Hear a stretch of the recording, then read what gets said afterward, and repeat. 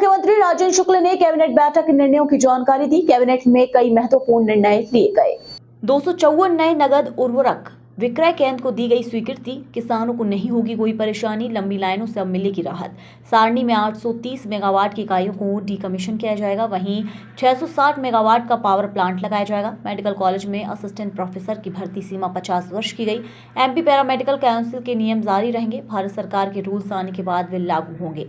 Cooperative विभाग में IT का इंटीग्रेशन होगा। सोसाइटियों को चलाने में मिलेगी मदद। एमपी सिविल सेवा में महिलाओं को 33 की जगह मिलेगा 35% आरक्षण। वहीं रीवा समिट बहुत सफल रही है। 31,000 करोड़ के प्रस्ताव मिले, साथ ही 28,000 से अधिक रोजगार अब मिलेगा। गोवर्धन पूजन का आयोजन भी प्रदेश में धूमधाम से हुआ और साथ ही सीएम ने विभिन्न विभागों की भर्ती प्रक्रिया की जानकारी भी मांगी। 7 दिसंबर को नर्मदापुरम में रीजनल इन्वेस्टर समिट होगी। तैयारी के निर्देश जारी किए गए। 12 नवंबर को उज्जैन में कालिदास समारोह भव्य रूप से होगा। उपराष्ट्रपति होंगे उसमें शामिल। मध्य प्रदेश मंत्रिमंडल की बैठक संपन्न हुई डॉक्टर मोहन यादव जी की अध्यक्षता में, जिसमें कई महत्वपूर्ण निर्णय लिए गए हैं। नगद उर्वरक विक्रय केंद्र जो 286 डबल लॉक के, विपणन समिति के 141, विपणन समिति के से संबंधित 121 जो केंद्र ऑलरेडी संचालित थे, उसमें 254 नगद नए उर्वरक विक्रय केंद्रों की स्वीकृति आज दी गई है। जिससे कि हम लोग हमेशा ये बातें आती थी कि लंबी लाइनें हैं, खाद खरीदने में किसानों को समय लग रहा है, परेशानी हो रही है। तो एक बहुत बड़ी राहत इसे मिलेगी। 254 नए केंद्र खोले जाएंगे और ख़ास तौर से जो डिफ़ॉल्टर किसान हैं, जिनको कि नगद में खाद मिल जाए, इसके लिए इस प्रकार के सेंटर की आवश्यकता थी। तो ये एक निर्णय हुआ है। सतपुड़ा सारणी में सतपुड़ा ताप विद्युत गृह के 4 जो बहुत पुराने इकाइयाँ थी, 410 मेगावाट की 2 थी और 420 मेगावाट की 2, 830 मेगावाट टोटल जो है उसको डीकमीशन किया जाएगा। 410 थे, वो 205 के 2 थे, 410 हो गए, और 210 के 2 थे जो 420 मेगावाट हो गए। तो इनको डीकमीशन करके और 660 मेगावाट जो क्रिटिकल थर्मल पावर प्लांट कहलाता है, सुपर क्रिटिकल, जो इफिशिएंसी के मामले में सबसे बेहतर पावर प्लांट होते हैं, तो इसको रिप्लेस करके और 660 मेगावाट का पावर प्लांट लगाने की अनुमति दी गई है। ये भी थर्मल का ही होगा? थर्मल ही है। कोल लिंकेज ऑलरेडी है। तो ये जो पुराने 40 साल पुराने हैं, जिनका पीएलएफ वगैरह बहुत कम हो जाता है, चलते चलते पुराने हो जाते हैं, सुपर क्रिटिकल में अलग से एलोकेशन की जरूरत नहीं पड़ेगी। अलग से एलोकेशन की जरूरत नहीं पड़ेगी। नहीं, कोल लिंकेज जो हमारा है उसी से ये पावर प्लांट लग जाएगा।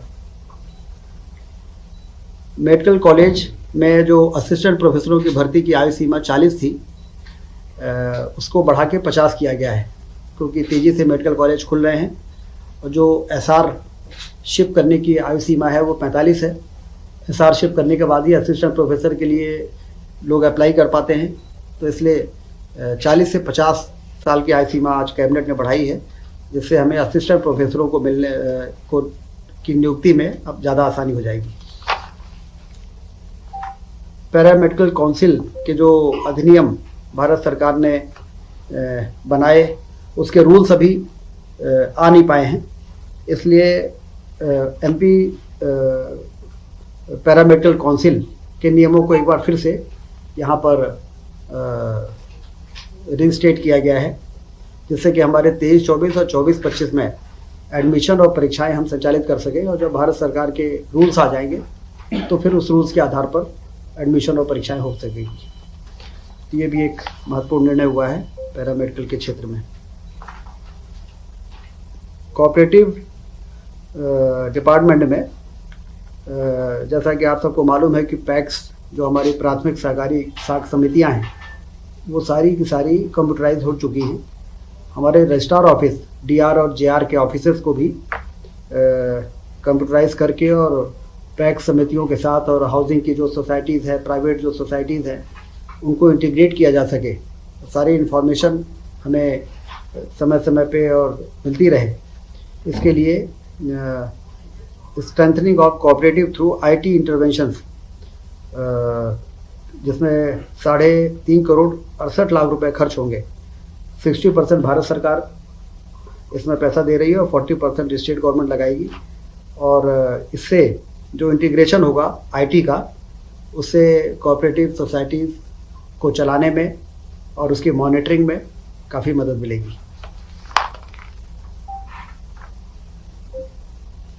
मध्य प्रदेश सिविल सेवा में महिलाओं की नियुक्ति के लिए 33% का जो रिजर्वेशन था उसको 35% किया गया है। बहुत ही महत्वपूर्ण निर्णय है महिला सशक्तिकरण की दिशा में कि अब मध्य प्रदेश में 35% रिजर्वेशन रहेगा नियुक्तियों में, सभी प्रकार की नियुक्तियाँ। एमपी गवर्नमेंट 33 से 35। सर ये जो एमपीपीएससी कंडक्ट कर रही है सिर्फ वो वाले या पीएससी और ईएसबी में जितनी भी नियुक्तियाँ होती हैं सारी। रीवा रीजनल इन्वेस्टर समिट बहुत सफल रही है।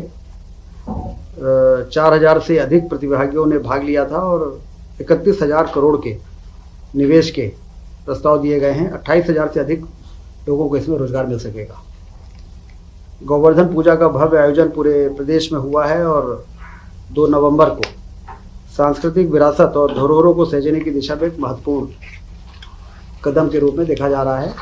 लोगों में काफ़ी उत्साह था इस पर। गोवर्धन पूजा में जिस प्रकार से सरकार में आगे बढ़ के और लोगों की परंपरागत इस पर्व को में शासन ने जिस प्रकार से सहभागिता की है, उससे लोगों में बहुत उत्साह रहा और गौ संरक्षण, गौ संवर्धन की दिशा में भी काफ़ी इसको ताकत मिली है। 29 अक्टूबर को माननीय प्रधानमंत्री जी द्वारा virtually Neemuch, Mandsaur, Seoni medical college के उद्घाटन किए गए। जैसा आप सबको जानकारी है, ग्वालियर में मानसिक आरोग्यशाला, मंदसौर में कल्याण विभाग, राजस्व विभाग, स्कूल शिक्षा विभाग एवं वन विभागों के द्वारा पीएससी से भरे जाने वाले पदों की जानकारी की भी मुख्यमंत्री जी ने जानकारी मांगी है, क्योंकि बड़ी संख्या में पीएससी से कई विभागों में भर्तियों का प्रक्रिया चल रही है। 7 दिसंबर को नर्मदापुरम में रीजनल इन्वेस्टर समिट होने जा रही है। 7 दिसंबर को नर्मदापुरम संभाग के सभी जिलों के लोगों को निर्देश जारी हुए हैं। 12 नवंबर को कालिदास सम्मान समारोह उज्जैन में माननीय उपराष्ट्रपति जी के मुख्य आतिथ्य में होगा। इस कार्यक्रम को भव्य रूप से आयोजित करने के निर्देश दिए गए।